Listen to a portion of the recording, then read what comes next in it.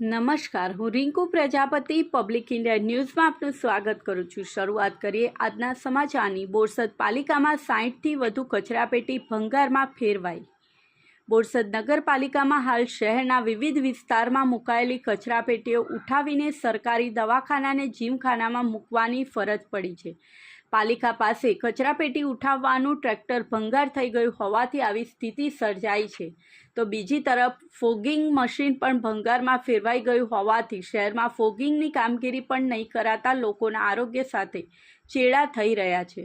બોરસદ નગરપાલિકામાં આવેલ 9 વોર્ડ વિસ્તારમાં જગ્યાઓએ અગાઉ ભારે વજનની મોટી કચરાપેટીઓ મૂકવામાં આવી હતી, જેથી જે તે વિસ્તારના રહીશો દ્વારા કચરો અને અન્ય સામાન કચરાપેટીમાં નાખવામાં આવતો હતો।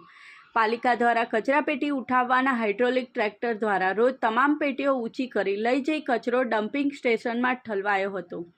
છેલ્લા કેટલાય સમયથી અચાનક જ પાલિકામાં કચરો ઉઠાવવાનું હાઇડ્રોલિક ટ્રેક્ટર બગડી જતાં તેના રિપેરિંગની દરકાર ન લેવાતા ભંગાર હાલતમાં ફેરવાઈ ગયું છે। ત્યારે બોરસદ શહેરના સત્તાધીશોએ હાઇડ્રોલિક ટ્રેક્ટર રિપેર કરવા અથવા નવું લાવવાને બદલે શોર્ટકટ અજમાવ્યો છે।